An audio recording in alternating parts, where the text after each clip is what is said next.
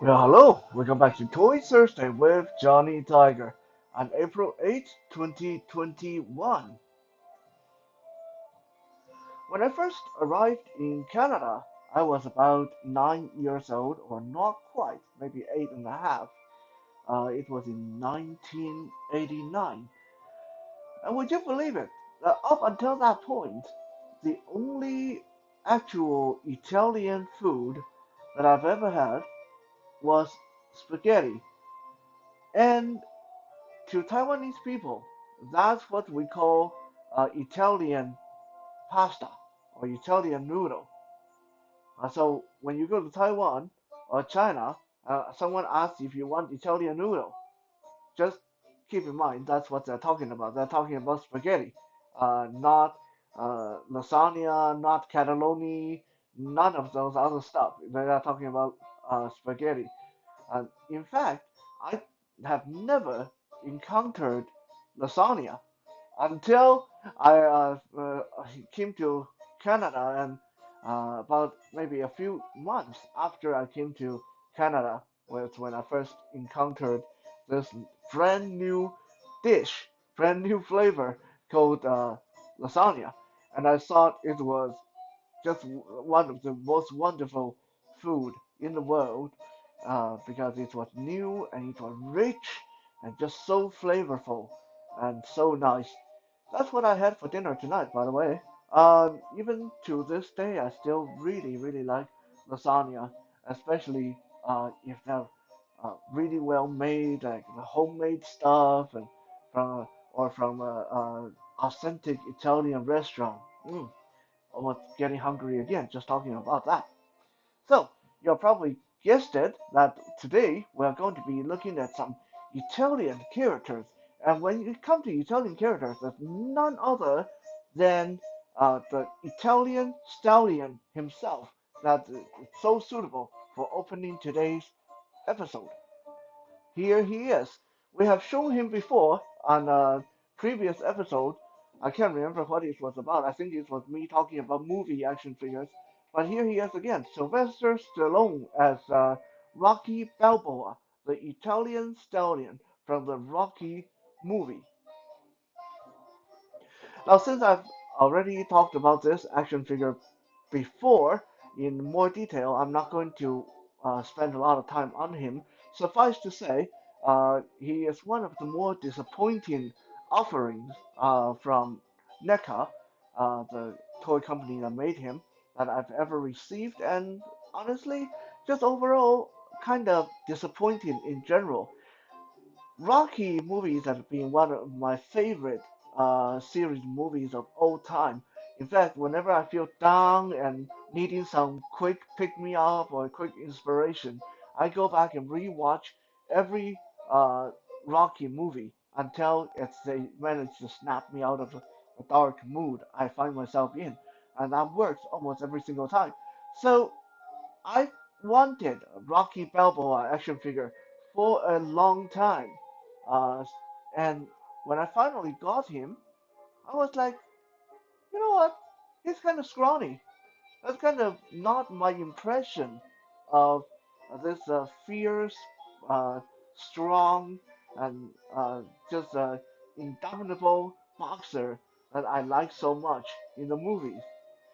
Now, those of you who actually can see the screen can maybe tell me that if that this is really how he was portrayed, this is how he looked in the movie. But I always had the impression that Rocky was a bigger, more muscular guy. I know Sylvester Stallone is not really that big, so um, you know maybe my impression is just wrong. Perhaps another thing that bugs me the most about this Rocky action figure is the boxing shorts he's wearing. I don't know how it looks visually, but it just feels like he's wearing diapers. um, be that as it may, because I love Rocky movies so much that this Rocky action figure uh, does hold a very honorable, very special position in my collection. He is one of the very, very, very few action figures that actually get to be displayed in my training room. I tend to take my training room very, very seriously, so I generally keep my more geeky action figure collection out of there.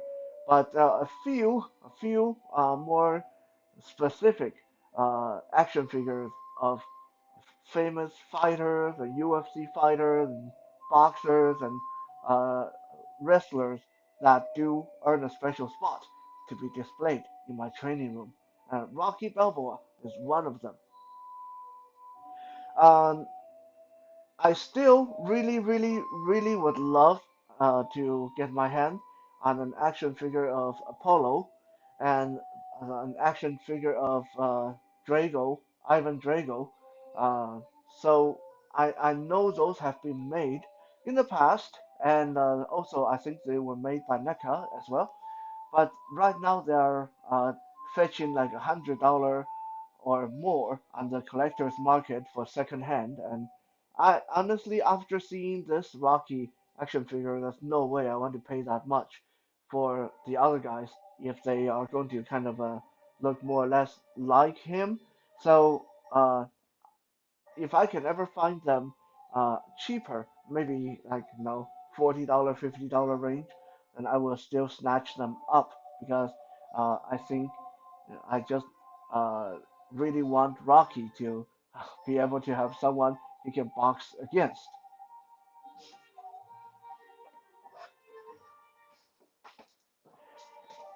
Taking Rocky off stage, we are going to start uh, our next figure coming in is also a movie character, a movie action figure.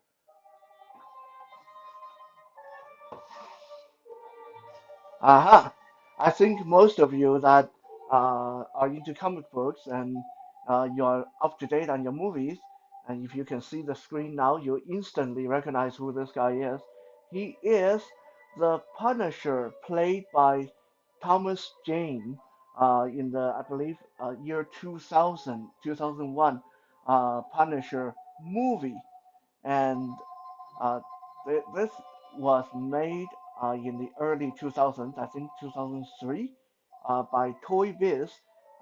They're not really around anymore, but back then, you can say this was probably one of the first super articulated Punisher action figure ever made. He does cut very dashing figure with his uh, trench coat, getting a view of the back. And the material of this trench coat is actually quite amazing. It almost feels like the real thing. Like I actually have trench coats that almost feel like this material. So this is really cool. Under his trench coat, he's got a t-shirt with the Punisher skull logo and black tactical combat pants. And let me show you guys. Under the coat, he's wearing a holstered pistol on his right hip, right here. On his coat, he's got all kind of knives. There's a knife here. There's a knife on the right side. Um, there's a bullet, extra ammunition on his arm, on this arm as well. Um, yeah, he's and extra ammunition down on the further down on his trench coat by his leg, this side of the leg, and here is a little pistol in the pocket there. It, you can't take it out, unfortunately, but yeah, it's a very nice design. As far as movie action figure go, this one definitely was a lot less disappointing than Rocky Balboa. Now, this Punisher also comes with uh, a display base that he can stand on right here. Little display base that can help him stay standing.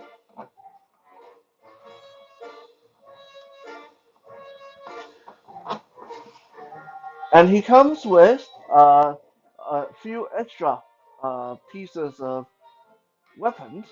Uh, there's a there's a rocket launcher here, right here, that he can hold with both hands. Rocket launcher, a smaller submachine gun right here. Let me see if I can get him to hold this.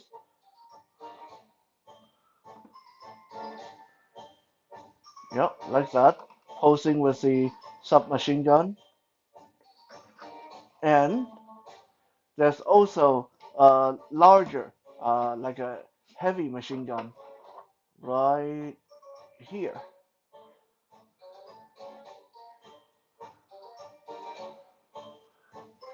This one he would have to use both hands because it is really long, like that. Cradling that Rambo style, like that.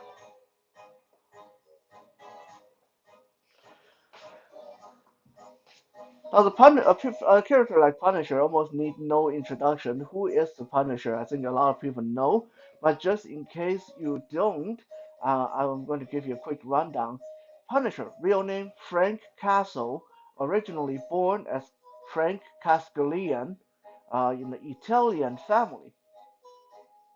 Frank was a retired veteran from Vietnam. He was a United States Marine. He was in the Special Forces. I believe he was in the Delta Force. And then after he retired, he became a police detective for I think it was NYPD, New York uh, uh, Police Department. I might be wrong. So if I'm wrong, correct me on that. Now, up to that point, despite his PTSD and his doing the best he can as a police officer, everything was still okay. He had a loving wife. He had a daughter, I believe. But one day, during one of the Frank Castle's family reunion, where his parents and his father, mother-in-laws, and uncles and cousins, his wife, everybody was having a beautiful, nice, and loving family reunion at the New York Central Park. They accidentally witnessed the mafia executing one of their own people, and the mafia wanted to silence them because they didn't want any witness. I mean, that's just kind of weird, right? If you don't want any witness, why do you do your execution in the public park? But anyway, that's just the way the story went. So the mafia wiped out Frank Castle's entire family, everyone, wife, daughter, mom, dad, uncle, aunt, everybody, everybody that was there at the park, almost killed Frank Castle. When Frank Castle regained consciousness and uh, healed from his injuries, he decided to take matters into his own hand. So, using all the things he learned from Vietnam, from the special forces, he got himself a lot of explosives and knives and guns and set out on a one man mission to wipe all the criminals off the street by executing them, kidnapping them, torturing them, and just generally speaking, killing them in the most horrific way possible. I have always loved Punisher as a character, and I think most of you who know me wouldn't be surprised. Why do I love Punisher as a character? Because he's very much like Batman. Because he's just a normal guy. He doesn't have any superpower, and yet he constantly pitting himself against some of the worst people out there, no matter if they're superhuman or they're regular people. All he has is his martial art, his brain, and a lot of guns. Um, and a determination that he should never fail. So that alone made me really like him. And also, unlike Batman, One of the things I always dislike about Batman is that silliness about I will not kill my enemy no matter what. Because, let's be honest, if Batman would have killed the Joker, or if Batman would have killed some of the more crazy or dangerous enemies of his, then the world would really be a much better place. So, Frank Castle, aka the Punisher, took that away, and he had no problem with killing people who deserve killing. He had no problem with uh, doing things the hard way, getting his hand dirty. I really like this character for that reason. I guess at the core, because I am a kind of a action. I'm a action oriented, result oriented person, and kind of simple in the way that Frank Castle is simple. Like I kind of think that if what happened to him happened to me, if the bad guy wipe out my entire family the way they did his, and if I happen to have special forces training and a lot of guns, yeah, no problem. I would definitely set out and do the same thing, exactly the same thing that he would do. The heck with leaving it out to the lawyers or leaving it out to the police, and that take too long. Doing it his way is much faster. And it's amazing that after after all these years, kicking around the Marvel universe, uh, again, um, pitting up against superhumans like Spider-Man, Wolverine, Captain America, etc., etc., and then going up against people who have super high-tech armor like Iron Man. The Punisher is always kicking around in the background. He's not going to let the fact that he's just a regular human slow him down. I think that's very admirable. Definitely a tough and very determined Italian uh, anti-hero. I guess we can't call him a superhero because most people would say Punisher killed too many people to be a true hero. But yeah, definitely a very tough and determined individual. Speaking of tough and determined individual, let's move this right along. Our next character is also a police officer. However, she doesn't look like any kind of police officer that you'll find out there. Look at that. Who is that? Now, if you recognize her, then you definitely are doing pretty well in your knowledge of comic books and pop culture references. This armored female warrior is none other than Sarah Passini from Witchblade. What is the Witchblade? Well, the Witchblade is this artifact, kind of like the Joan of Arc sword. It's mystical. It can only be used by women, and it will grant its user a lot of superhuman power. Uh, Either that or it will kill them. You never know with the Witchblade what's going on. The Witchblade comes in its regular form, look like very ancient piece of armor that you wear over your hand. But once you put it over your hand, and if the Witchblade decides that you are the rightful owner, then the Witchblade will allow you to turn it into a sword and uh, allow you to fire energy bolts, lightning fire from your hand, allow you to fly, allow you to have superhuman strength, and all that stuff. In the beginning, Sarah Passini is just an NYPD police detective. One day, she was doing some undercover job at an auction where the Witchblade was being auctioned. The person, the bad guy who possessed Witchblade at the time, didn't know how the artifact worked. So he came out with this evil plan that he would put it up for an auction and let people try the armor on and see who can trigger the armor's mystical properties. While they're at the auction, things went really bad. The bad guys and the good guys started shooting at each other, and Sarah Passini jumped in front of her partner to protect him from a bullet, and she got killed. Um, except she didn't.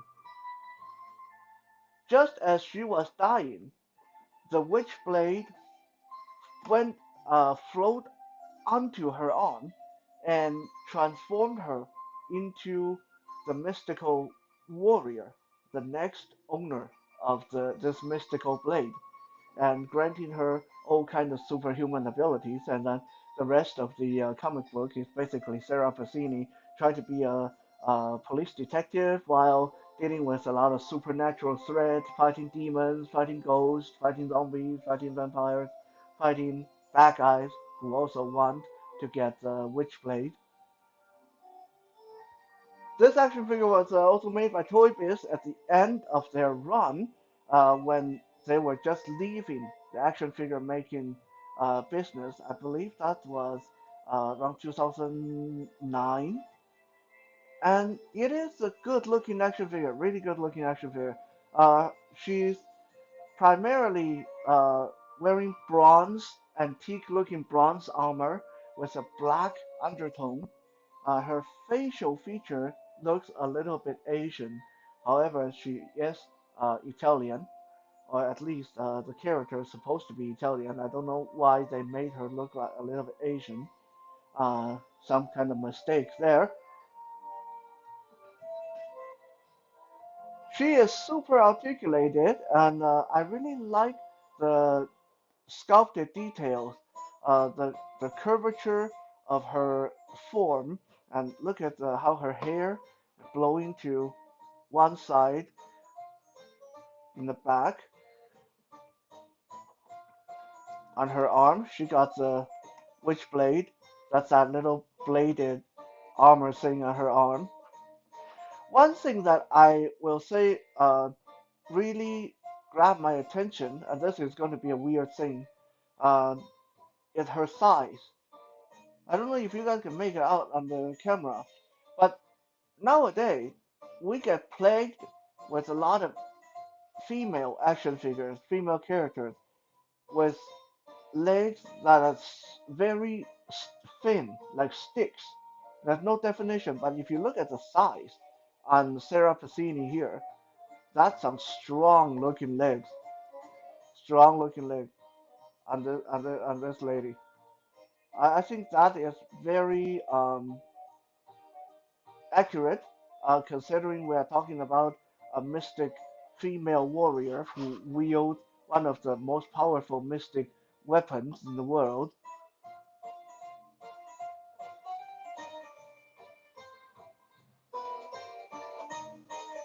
Very nice.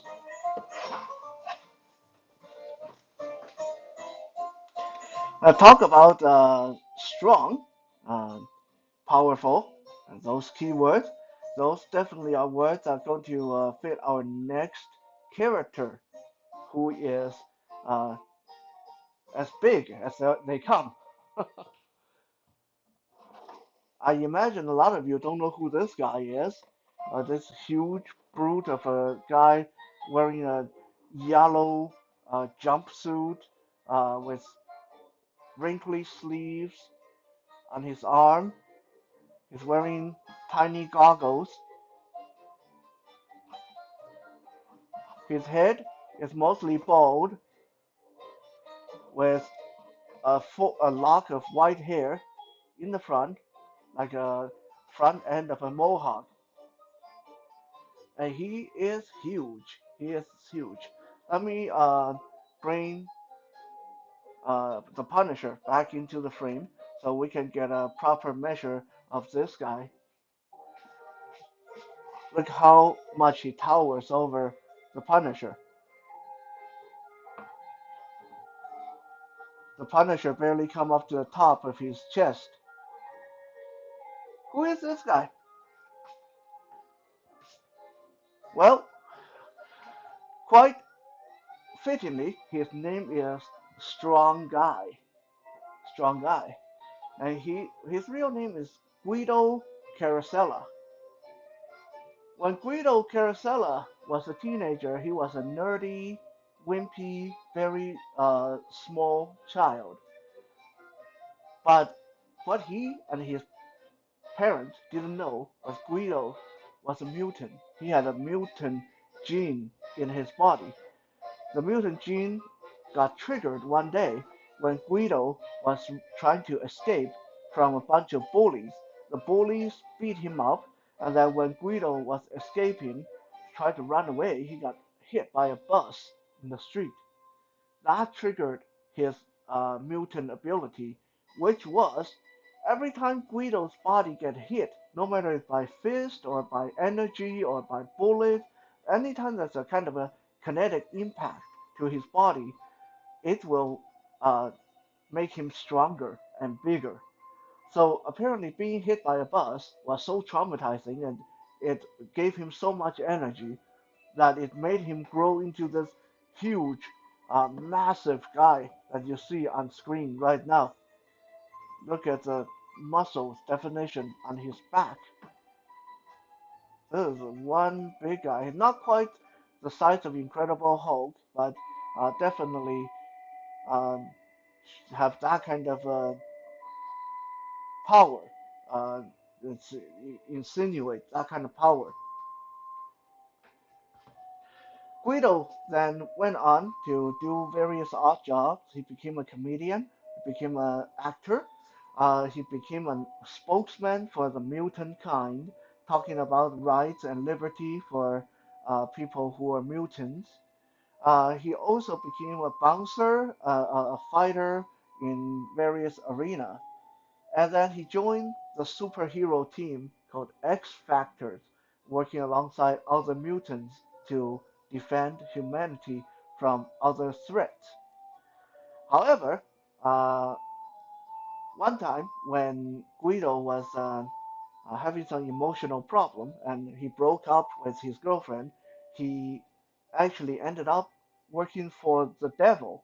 And Guido turned out to be so strong, so tough, that he ended up replacing devil in hell. He became the king of hell for quite a while before he was able to come back to the side of the good guys.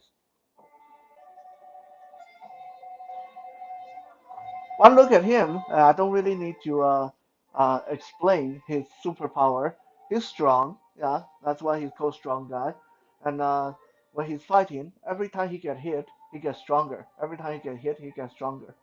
So that's basically his superpower. Um, he has very weak eyesight. That's why he has to wear goggles in combat. Um, and unlike a lot of other big and muscular characters, Guido is very funny. He is actually kind of a clown character. He likes to crack jokes and he's kind of a fun character despite of his massive muscles and uh, all the powers in that big body. Oh, yeah, and by the way, Guido here, strong guy, he's also one of the birthday gift I received from my beautiful, intelligent girlfriend back in 2020. Prior to receiving Guido, I never knew about the character Strong Guy. I didn't know anything about him. I found the name just kind of sounded stupid.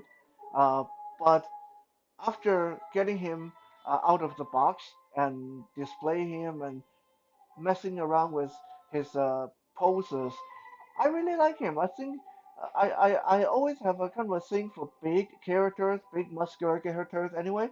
And this guy is big and yet he's not monstrous like the Incredible Hulk. I mean, he's big and he's definitely uh, bigger than most normal people, but his proportions are quite nice.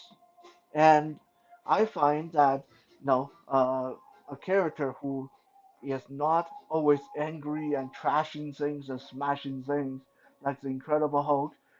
Instead, he is actually very comedic and very funny, and it's a outspeaking person who speaks for mutant rights. I think all that is make him a very unique, very interesting character.